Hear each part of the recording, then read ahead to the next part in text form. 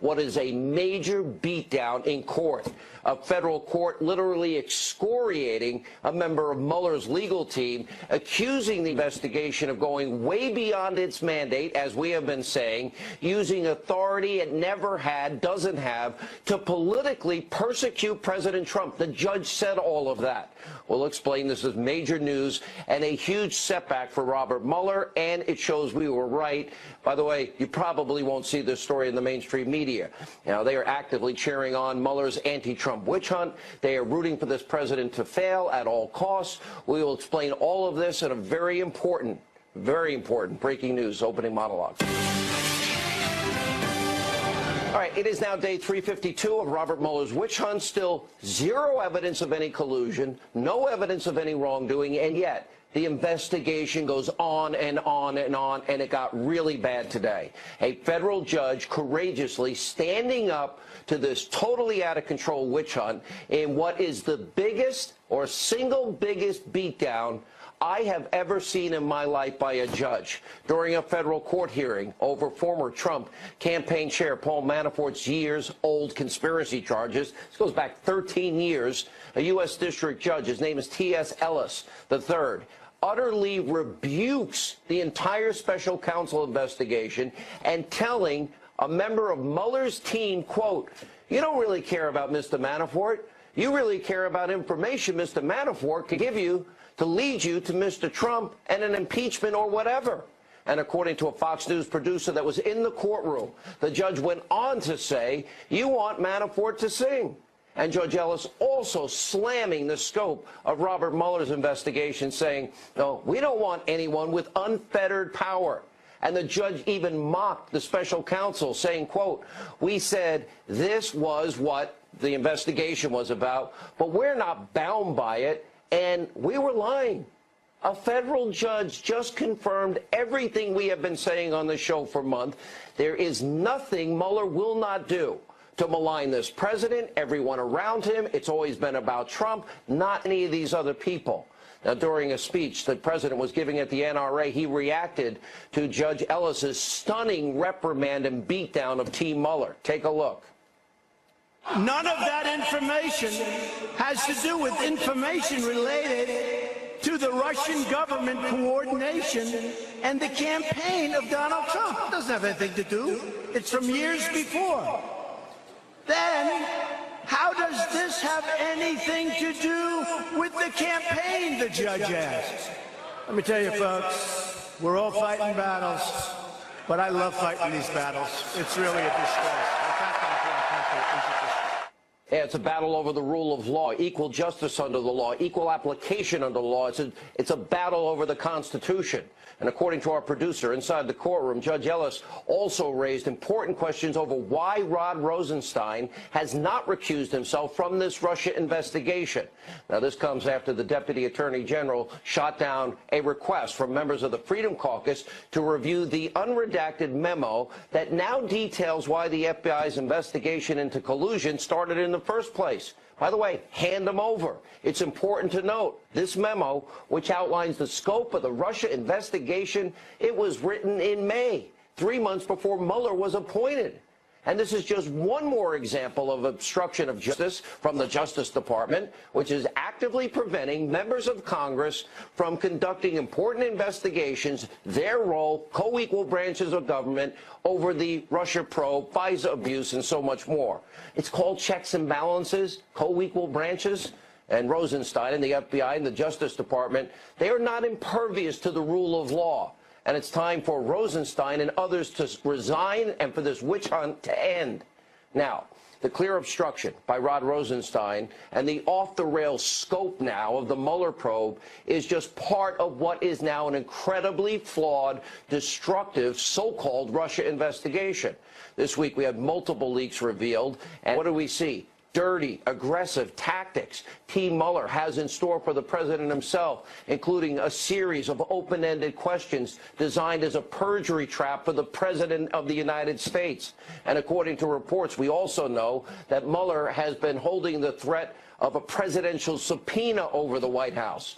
Now, of course, there are also serious issues surrounding Mueller's team of biased, anti-Trump, Democratic, Obama, Clinton, DNC donors, and then ethical questions of people like Andrew Weissman. Oh, he was there at Hillary's celebration on election night that never happened. New York Times calls Weissman's Mueller's pitfall. His aggressive tactics led to the wrongful conviction of multiple individuals. People lost their jobs at Anderson Accounting. Merrill Lynch executives, they went to jail for a year. He lost 9 under the Supreme Court, overturned in the Fifth Circuit Court of Appeals, upending so many people's lives. And President Trump addressed this very topic earlier today. Take a look. Mr. President, have you changed your mind at all about being willing to sit with Robert Mueller? Well, the problem with sitting is this. You have a group of investigators, and they say that I am not a target, and I'm not a target. But you have a group of investigators that are all Democrats. In some cases, they went to the Hillary Clinton celebration that turned out to be a funeral. So you have all these investigators, they're Democrats. In all fairness, Bob Mueller worked for Obama for 8 years. The president has been right, is right, and he clearly is a target.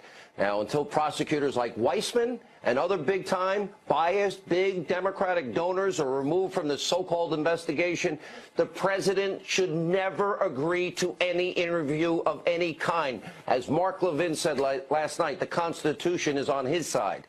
Meanwhile, the mainstream media, they are sharpening their claws, actively rooting for a showdown between Robert Mueller and President Trump, and cheering for any new anti-Trump revelation out of the special counsel's so-called Russia probe. Now, you think the biased press in this country, you think they'll focus at all on what Judge Ellis said today? These historic remarks, what he said in this particular case? Of course not. And now, just as we saw all week, the destroyed Trump media, they're totally obsessed, like so many on the left, with the demise of this president, delegitimizing this president. Their echo chamber is so out of control. Well, watch for yourself. There's no shot clock for getting the truth in this case. We need to know the truth. Did he or didn't he? Let's let the cards fall where they do. If the Trump presidency is a house of cards, let it fall too. We can argue about the points of law and obstruction and whatever business misdeeds of which Trump might be guilty. What I want to know, what the majority of Americans, again, have a right to know, is whether he cheated to win by having the Russians, even at the margins, stack the deck. It's not just the legal component. There's also a political piece of this that comes into play. If the president does, decide to fight a subpoena, he may face political fallout, especially with the midterms just around the corner. Nobody can be sure how this would turn out, but it doesn't seem like there's much reason for the White House to be optimistic that it would win such a fight. Just pathetic. Now, sadly, the media's obsession and their hysteria over Trump-Russia collusion, which there's no evidence of, is causing extreme tunnel vision, resulting in multiple flawed stories and the reporting of totally fake news, anonymous sources, including everything you see right there on the side of your screen. And what might be even worse is the media's bias of omission. Over 15 months, the president, he has been building a track record of economic and diplomatic achievement, but you wouldn't know it if you listen to fake news CNN, MSNBC, the conspiracy TV network. The president pointed a lot of this out earlier today. Take a look. So we have the best employment numbers we've virtually ever had. And yet, all we hear about is this phony Russia witch hunt. That's all we hear about. Now, without a doubt, President Trump has achieved a lot in 15 months. And also breaking today, what do we have? An unemployment rate that is now dipped to 3.9%. The lowest rate since 2000. Add to that the historically low unemployment rate for African Americans, Hispanic Americans, women in the workplace, lowest ever unemployment rate in 14 states. Don't forget about the successful tax cuts, the important regulation reform, the expansion of American energy. We can be energy independent now. And the president is seeing, what? Huge progress on the world stage, the likes of which Barack Obama could never dream of accomplishing. Peace in the Korean Peninsula could be within reach, and with the help of the Israeli Prime Minister, Benjamin Netanyahu, Iran is now finally being held accountable. They do have a nuclear program. The U.S. has regained our international backbone with Trump's actions in Syria. Russia is getting economically squeezed over their malignment and their actions all over the world. The American people elected this president to win on the world stage and right here at home. So don't be fooled by the tactics of the left. their Russia collusion obsession, their blatant hatred for the president and anybody that supports him and everything he represents. The president, in spite of all of this, is succeeding. And even more good news is just around the corner. All right, also finally tonight, we have a breaking news report that we want to bring you according to the now less redacted version of the House Intel report into Russia collusion. Well, we now know that James Comey made a shocking admission that he actually testified that the FBI agents saw, quote, no physical indications of deception from former National Security Advisor Mike Flynn, despite telling our own Brett Baer something completely different. Oh, that's called a lie. Anyway, joining us now with a full report on this breaking story, Catherine Herridge. It all takes place on the unredacted pages, if I'm not wrong, 53 and 54. Well, that's right, Sean, and good evening. This new version of the Republican House Intelligence Committee Russia report was released just a short time ago. It's now a cleaner version with fewer redactions. A key section involves former National Security Advisor Michael Flynn, who pled guilty to one count of making false statements on December 1st in the special counsel investigation about his conversations with the Russian ambassador. The report states that both former FBI Director James Comey and his Deputy Director Andrew McCabe testified to the House Intelligence Committee that the FBI agents who interviewed Flynn saw no signs of deception. McCabe, quote, acknowledged that the two people who interviewed Flynn didn't think he was lying, which was not a great beginning of a false statements case. And, quote, Director Comey testified to the committee that the agents discerned no physical indications of deception. They didn't see any change in posture, in tone, in inflection, in eye contact. They saw nothing that indicated to them that they knew he was lying to them. But when pressed by Brett Baer last week, Comey suggested something else about his testimony. Did you tell lawmakers that FBI agents didn't believe former National Security Advisor Michael Flynn was lying intentionally to investigators? No. You did not. And I saw that in the media. I don't know what. Maybe someone misunderstood something I said. I didn't believe that and didn't say that. Fox News asked the special counsel's spokesman for comment tonight and whether they had uncovered new evidence about the Flynn case, Sean. All right, unbelievable report. How about redacting the rest of it? That's what I want to see. Catherine, great work as always. You're Joining welcome. us now with reaction, Fox News contributor, investigative reporter Sarah Carter, the author of the soon-to-be-released bestseller, The Russian Hoax, the illicit scheme to clear Hillary Clinton and frame Donald Trump, Fox News legal analyst Greg Jarrett. All right, let me put Catherine's Comey story aside for a second. I have never in my life, in the Manafort case, heard a judge call Mueller's team liars the way he called them out today, Judge T.S. Ellis III, and then go on to say, I don't see what relation this indictment has to do with the special counsel, what they're authorized to investigate. You don't care about Manafort's bank fraud. What you really care about is what information Paul Manafort could give you that would reflect on Mr. Trump or lead to his prosecution or impeachment. Wow. Yeah, I mean, look, Mueller's investigation is rife with deceptions, dishonesty, and underhanded tactics, and this judge, for one, is not buying it, and he warned them, don't you suborn perjury to implicate the president. That's what he meant by, I know what you're doing. You're trying to make Manafort sing, and singing can turn into composing.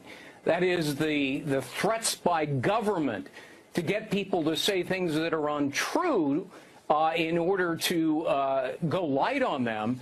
We're not going to tolerate that. That's what the judge said. But the most important thing he said today is, where do you get the authority to charge Paul Manafort? Your authority comes from the order, Trump-Russia collusion investigation, and, quote, any matters that arise from that investigation.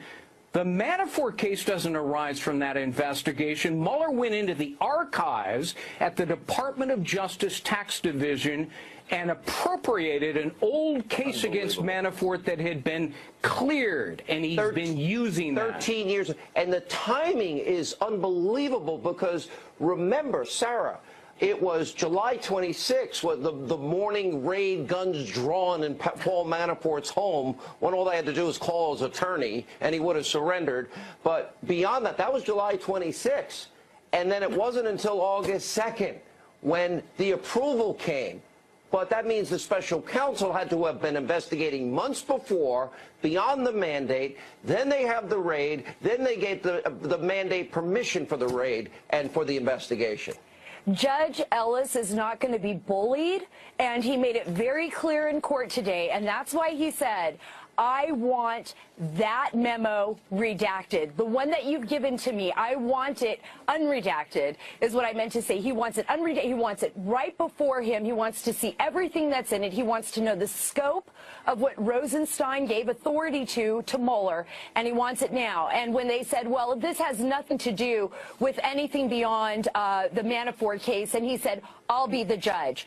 I'll be the judge of that. So he wants to see that. I think this is important because it also means that Judge Sullivan, who's overseeing Flynn's case, has the same kind of issues, right? This is Judge Sullivan, played it out a little differently. He made himself very clear, and now we've seen it's been suspended for 2 more months. So Judge Sullivan is probably going through the same thing right now. And, you know, it's so refreshing, Sean, and Greg was right on the money. He understands the legalese behind this, but he's right on the money that they're starting to understand that this is appearing, and what we've been saying for all along is a witch hunt. It's going way beyond the scope of Russia, and they're doing everything they can to try to rein people in, twist their arms, and try to get them to turn on people even if there isn't evidence. This page 53, 54, the more unredacted version, and there's so much more that needs to be unredacted here, about Comey. Brett Baer caught him in a bold-faced lie. Absolutely. They never saw it. He said, oh, that's not true. But he had said that there was no indication that General Flynn was lying. So that raises the question, did they squeeze Flynn, threaten to go after his kid or his family? Oh, they did.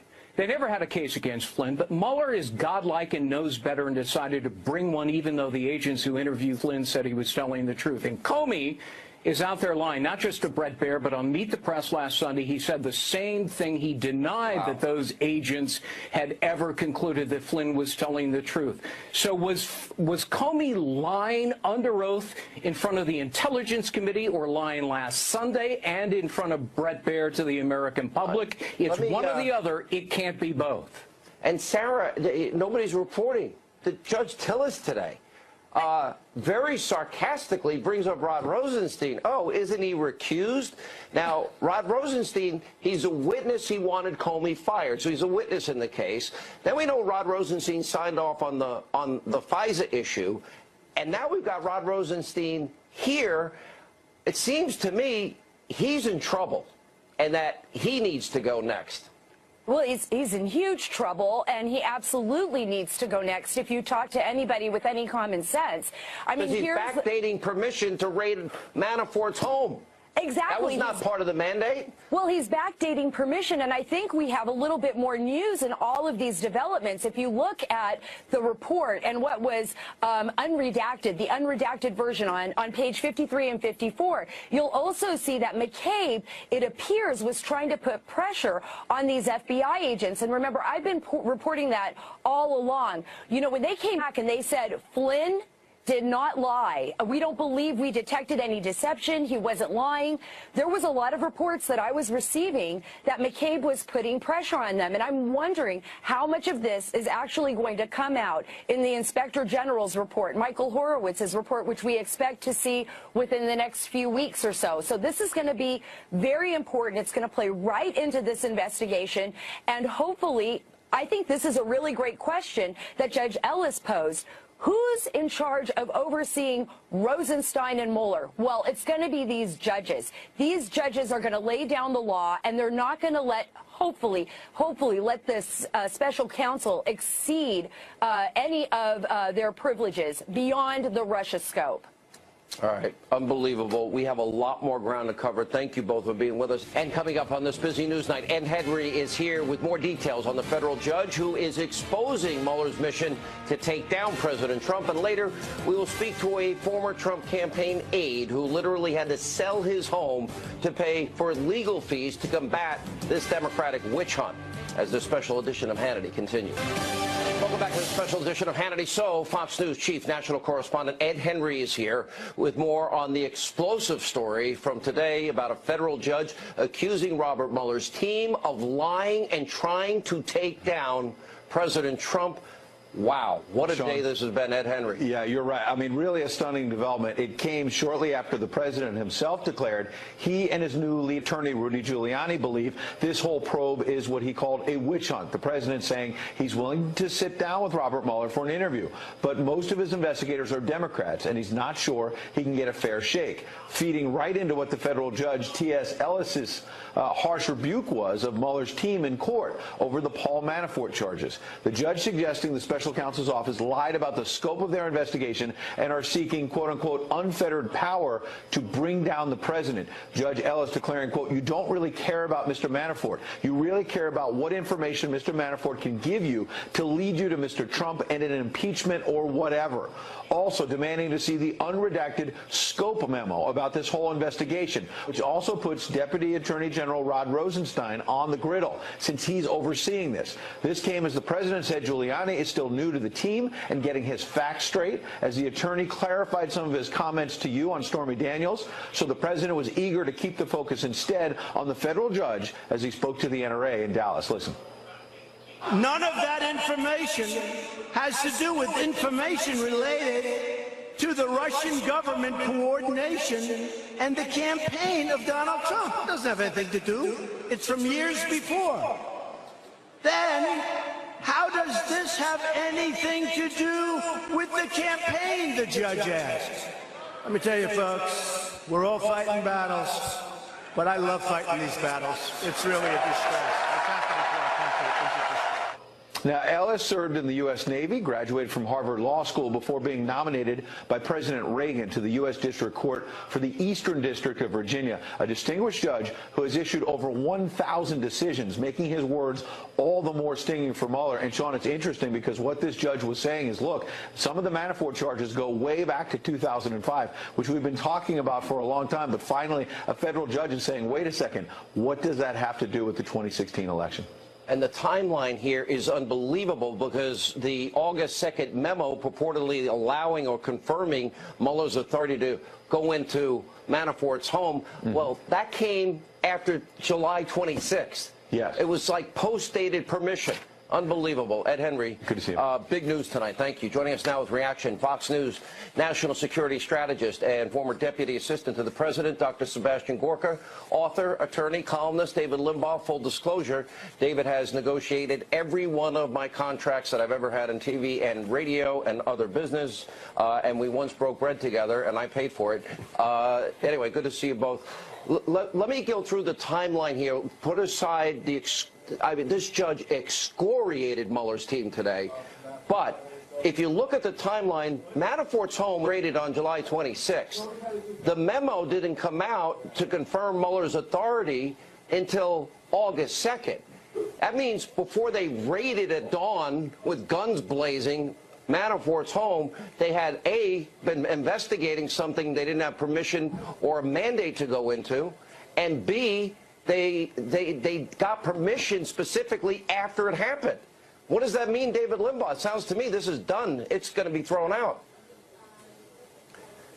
You know, sometimes judges speak from the bench and fool people, but I think this was pretty unambiguous. This judge is irritated, and rightly so. I mean, I've given these prosecutors, the special counsel, the benefit of the doubt, but enough is enough. I mean, I've kept my powder dry, but they have nothing on Trump. There's no evidence of collusion, no evidence of obstruction, so they're trying to lure him into a perjury trap. They're trying to get people, tangential people, pressured into flipping on Trump. But here's what's ironic. This whole investigation is set up on the pretense of protecting democracy, and here we have an out-of-control special counsel in the federal government imbued with all this unaccountable authority and attempting to thwart the will of the people, themselves harming democracy because the people voted for Trump and voted for his agenda. They are trying to obstruct what he is doing, and they're abusing their authority to do it. And that's what that judge meant by unfettered authority. Who holds them accountable? And I've been, Dr. Gorka, you have, David has, and a lot of us have, we've been warning about this team that of Democratic donors. Even the latest addition is another Democratic Hillary donor. But we've been warning about Mueller's team, ethical problems that they've had, Andrew Weissman's atrocious ethical record. And, you know, when Mueller's team is told, you don't care about Manafort's bank fraud from 2005, what you really care about is information Manafort might give you that would reflect on Mr. Trump or lead to his prosecution and impeachment. So this had been looked into as it relates to Manafort for 13 years ago. And they still used it as some type of wedge to try and get Manafort to say something to get the president. That sounds like a witch hunt, Dr. Gorka. We have it from the bench now. We have it from the judiciary. This is a witch hunt. They are doing things with ulterior motives. And your guest, Mr. Limbaugh, is absolutely right. Number one, they are undermining the democratic process, not in this case by supporting Putin's misinformation and information operation, but by actually going after a target that they are not authorized to go after. Where's the scope memo? We need to see the memo and whether they acted without the memo when they went after Manafort, his wife, and everybody else. But there's a larger constitutional issue that this judge has illuminated for us. A president can only leave office three ways: if he dies, if he resigns, or if he is impeached and then the Senate convicts him. Yeah. You can't have a rogue agent of the FBI or the DOJ take a president in front of a grand jury. The U.S. Constitution and case law forbids it. Mueller is out of control, Sean. Let me ask about Rod Rosenstein. And the judge today, this was amazing. Did he recuse himself? The judge was basically saying he's way conflicted here. You know, we got to look. He would be the witness because he recommended to the president the firing, David, of Jim Comey, number one. We know he signed on to the unverified, uncorroborated, Clinton bought and paid for, phony Russian dossier. He never did his work in that particular case. And now he's backdating after Robert Mueller's team, a morning raid on Paul Manafort, he's backdating the permission. It sounds like Rod Rosenstein needs to go yesterday. Yeah, you know what's scary about these guys? They see themselves as serving a higher good. And so they think they can bend all kinds of rules because their higher good, removing Trump, is the end justifying the means. And so they're scary because there's nobody that will hold them accountable. They think in their twisted way they're doing something right so they can backdate things and abuse the very process they're pretending to protect. How would we like it, Sean and Sebastian Gorka, Dr. Gorka, if we had local prosecutors who, instead of waiting for law enforcement authorities to bring evidence to them to determine whether to prosecute, that we just assigned them names, prominent community members, that they should investigate and look for crimes? How would that work in our justice system? The framers set up a separation of powers to prevent one branch from encroaching on the other. Here we have this executive branch with the special counsel trying to eat itself. We don't have Donald Trump trying to abuse any authority. There's no evidence since he's been elected or before that he's trying to abuse authority. So they're not trying to hold him accountable, yet they are the ones who are exceeding their authority. And I repeat, who is going to hold them accountable? We need to rethink this entire special counsel law because they have to justify their existence by finding some process crime or getting someone to flip. Last word, Dr. Gorka, and the judge addressed that the American people strongly believe no one has unfettered power, co-equal branches, separation of powers here. We don't have unfettered prosecutors and investigators in America. Lavrenti Beria, the founder of the precursor of the KGB in the Soviet Union, famously once said, "Show me the man and I will find you the crime." Scary. Robert Mueller is trying to pin a crime on the president, and it cannot be allowed. This is America, Sean. All right, guys, great analysis as always. When we come back, we're going to speak to a former Trump campaign advisor. His name is Michael Caputo, and he is going to talk about the very personal way this Russia probe, this witch hunt, had an impact on impacted his family. He had to sell his home to pay for legal fees to combat this. Stay with us on this special edition of Hannity. Live from America's News headquarters, I'm Jackie Ibanez in New York. A sigh of relief for the former 41st president, George H.W. Bush, is released from the hospital after nearly 2 weeks of medical care. The 93-year-old Bush was treated for an infection that spread to his blood. He was hospitalized a day after his wife's funeral. The medics treating him saying for a man in his 90s, it's not unusual to be prone to infections. Meanwhile, President Trump speaking very critically about former New York Mayor Rudy Giuliani. The president says Giuliani needs to, quote, get his facts straight. The president is referring to Giuliani's interview with Sean Hannity, where New York City's former mayor contradicted some of Mr. Trump's previous statements. Giuliani said President Trump repaid his lawyer Michael Cohen hush money used to quiet porn star Stormy Daniels before the 2016 election. I'm Jackie Ibanez. Now back to Hannity for all your headlines. Log on to foxnews.com.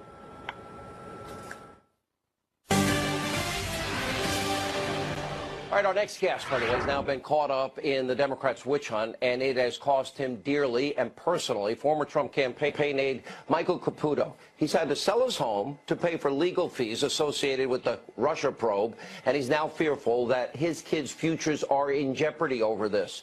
Now, this week, Caputo had harsh words for the Senate Intelligence Committee. He told them this, quote, what America needs is an investigation of the investigators. I want to know who's paying for the spies' work in coordinating this attack on President Donald Trump. I want to know who cost us so much money, who crushed our kids, who forced us out of our home, all because you lost an election. I want to know because, well, GD you to hell. Michael Caputo joins us now. You know, I know you're not the only one. You said what a lot of people feel. I said this to Rudy Giuliani the other night. You know, I watched whole picks from day one in the Trump campaign. I'm guessing, I don't know for sure, she probably spent more in legal fees than she was paid last year. And I think that's the case for a lot of people. I want you to explain how this impacts you and your family. Well, it all started, well, thanks for having me, Sean, by the way, but it all started on March 20th. 2017, when the House Intelligence Committee had a public hearing where Representative Jackie Speer brought my name up and my wife's name up in the hearing and called me Putin's image maker. The threats to our family came just one after the other from there, death threat after death threat. One guy called me after that hearing on the phone and said, I know you're not home. We're going to burn your house down with your wife and children inside. These death threats haven't stopped since that day. I had to lawyer up shortly thereafter when it became very clear that I was going to be pulled into the congressional investigations. And since then, after a House Permanent Select Committee of Intelligence hearing in 2017, and then a Senate committee hearing on Tuesday, and now I'm sitting before the Mueller team on Wednesday, we're at about $125,000. I want to tell you, we were on our way out of our home, Sean, on our way out, because we couldn't have a home like we had and make Buffalo money. We had to move to Washington to make Washington money so I could pay the debt that I had. You know, these $125,000 more I make in a year out here in East Aurora, New York. It's just, you know, that's how much, you know, we don't make that much out here. We have we're wealthy in a quality of life. You know, but, you know, what happened... Yeah, go ahead, sir. What happened, Sean, really surprised me, because just one last thing we tried to do before we had to really pack up was put up a GoFundMe. And between the time I told them to go to hell and the time I checked my GoFundMe, we had raised over $125,000 in $20 increments, more than 2,000 donors. I was just shocked by this. And I think it's a good thing for people to see, because there are a dozen or more other people who can't afford this, who are really having trouble, and they need to know that the MAGA people out there will back them up. I'm the first one actually to see this. I'm proof positive that people are sick of this. Look, nobody should have to lose their home. Here's the problem for you, though. They drag you into a legal case. You must hire a lawyer, because no person can fight this on their own, because as we learned and talked a lot about this week, they set up perjury traps. And if you don't answer the right way, then you're going to be charged with perjury. If you misremember something, you're going to be charged with perjury. Look at the revelation we had, Catherine Herridge tonight, and the unredacted portion of the House Intel report, where literally nobody thought Michael Flynn was lying. Nobody, including Comey, who lied about it. I'll tell you, Sean, I walked right into that same situation Wednesday with the Mueller team. I was in there 3 hours, which was, I think kind of remarkably short considering how long people have been in there. But they aren't nice. They're in there directed, and they didn't ask me one question that they didn't already know the answer to. They weren't investigating. They were there to ask me questions they knew the answer to. I don't want to call what it sounds like because, frankly, I'm a little intimidated by this. They warned me that, they would be watching me on TV, and they know another trip to the Mueller investigation is another $25,000 for me. But I'm telling you, Sean, it's a sticky wicket in there, and they're not pulling you in there for a barn dance. They're in there to put you in a situation where you make a mistake. How sad they try to intimidate you. We'll be watching you on TV. I've been in this business 30 years, and it's obvious millions of dollars have been spent to try and smear me in just the last recent weeks. We're either going to remain the United States of America or we're going to become Venezuela. Yeah, you're right. We better stand up. This abuse of power is out of control.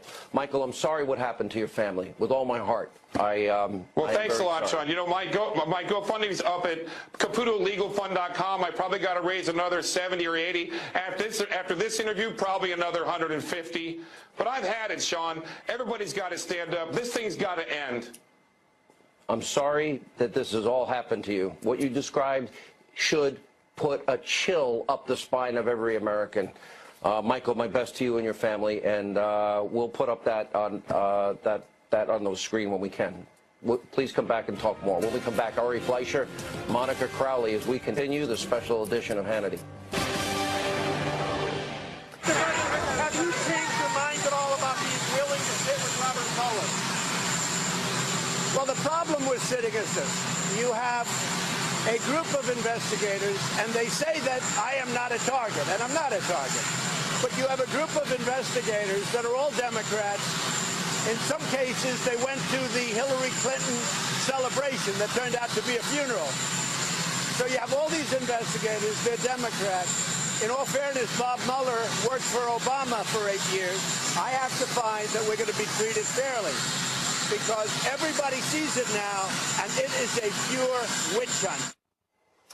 All right, that was President Trump earlier today, and he was blasting what he calls Robert Mueller's witch hunt, voicing concern that he wouldn't be treated fairly if he sat down for an interview with Mueller's team. Joining us now, former White House press secretary, Fox News contributor Ari Fleischer, and senior fellow at the London Center for Policy Research, Monica Crowley.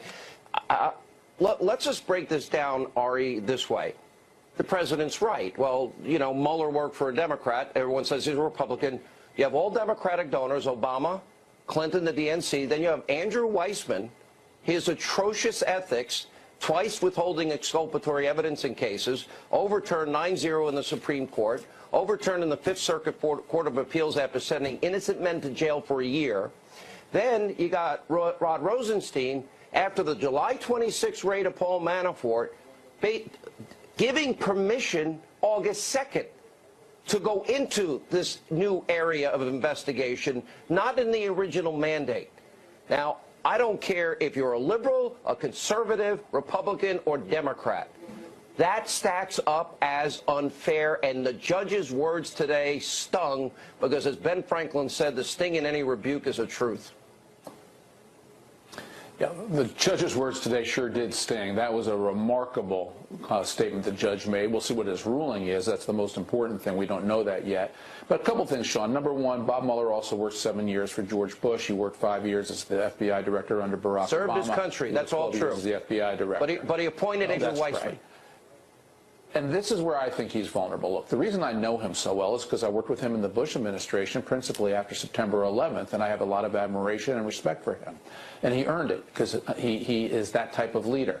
But he erred. He erred in his hiring. He should have been wiser than to make himself so vulnerable to hiring a staff that was so Democratic donors. And the one thing you left out about top prosecutor Andrew Weissman is he attended Hillary's victory party in New York City. Now, the only reason you go to a victory party when you're a government official is you want to get a higher ranking job, or if you're not a government official, you want a job, or you believe their ideology. He shouldn't have gone. It makes him vulnerable to the charge of bias, not to mention the record you just walked through. So, Sean, my bottom line still remains, let Mueller finish. I can't imagine any sweeter vindication for Donald Trump than the Mueller find there's no grounds for collusion. Would you ever want to be investigated by Andrew Weissman after tens of thousands of Americans lost their jobs at Anderson Accounting? Would you want to work for a guy that was excoriated twice on withholding exculpatory evidence, overturned 9-0 in the Supreme Court, sends people to jail, overturned by Fifth Circuit? Would you want them working on a case involving you? I wouldn't. Yeah, and this is exactly why I'm sure Donald Trump's lawyers, despite what the president said today, don't want him to go in, and Donald Trump won't go in. He's not going to be questioned by it, and I can't imagine that will ever happen for just the reason you said, Sean. Even if you know you never did anything wrong, government overreach can always be a problem, particularly in the hands of prosecutors, and so that's why I still think at the end of the day, if there's no collusion, Mueller's got no collusion, and we would know if there was collusion. Nobody has seen it yet. Beyond that. Leaked. And they seem to be post-dating what the new mandate is. Monica Crowley, this is, as the judge said, they don't care about Manafort from 13 years ago. This is now, they want to take down the president. And if whatever they have to do to get him, they're going to do. Sean, none of this is fair. And let's just dispense with the whole fiction of this entire premise.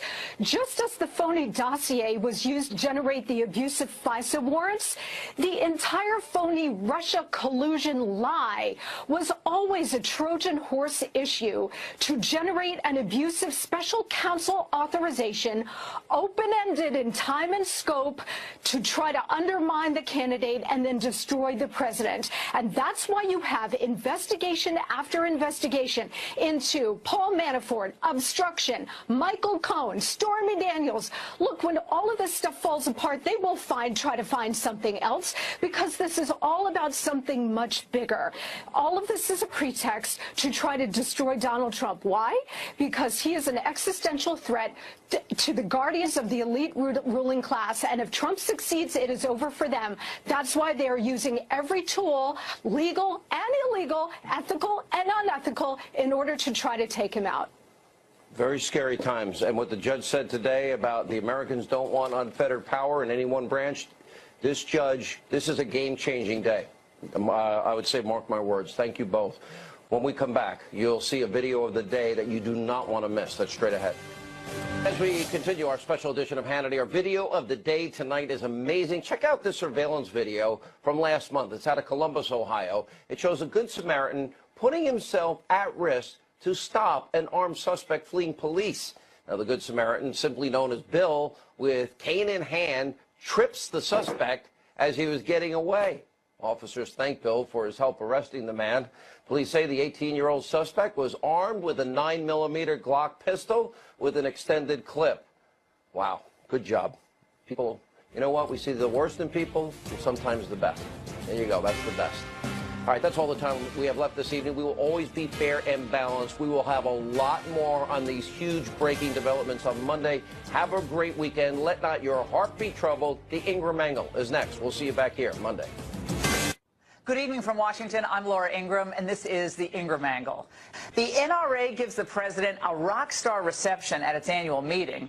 And in tonight's angle, Sarah Sanders versus an out-of-control press. And another college mascot controversy. This one takes the cake. You want to stick around for Raymond Arroyo's Friday Folly segment.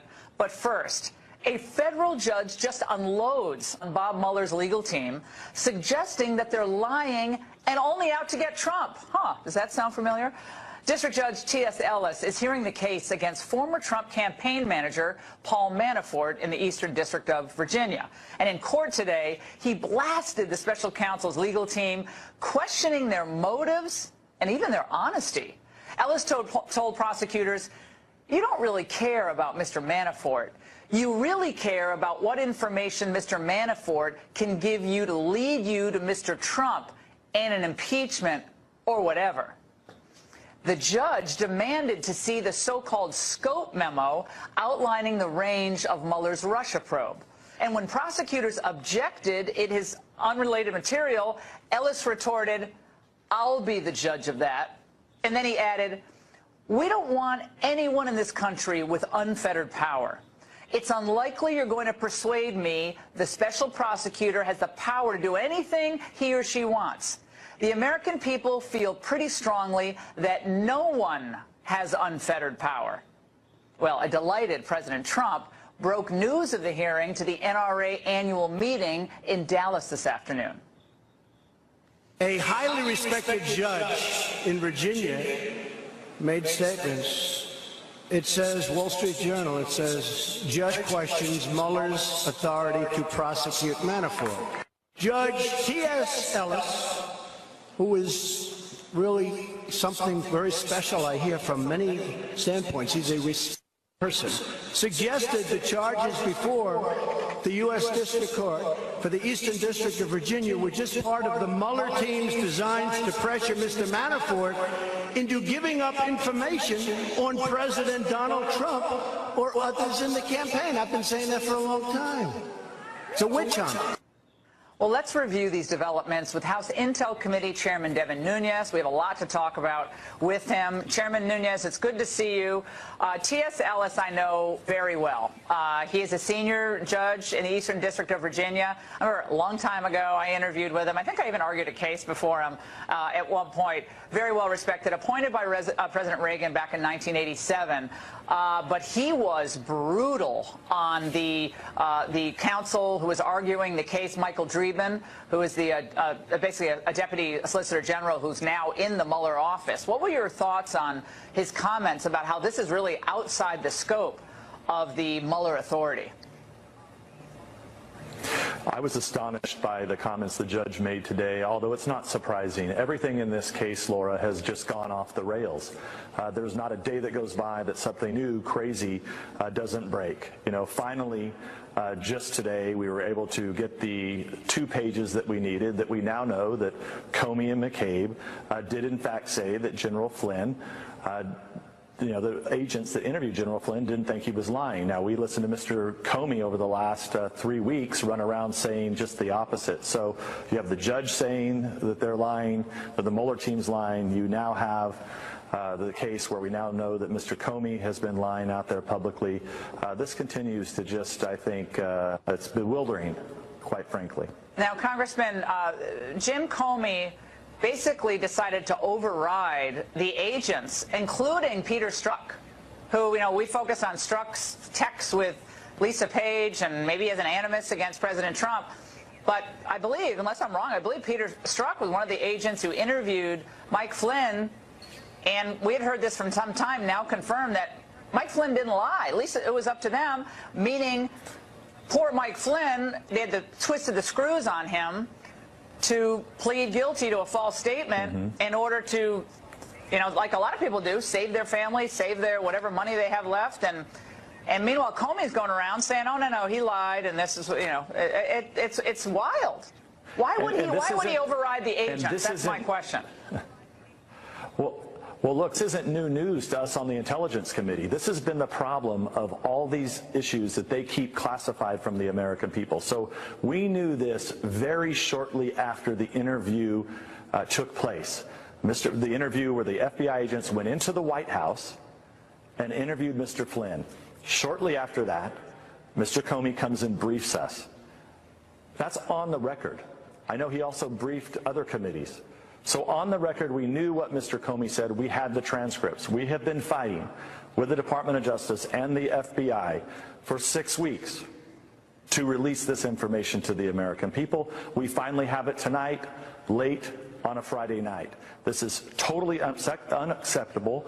You have the judge from this morning.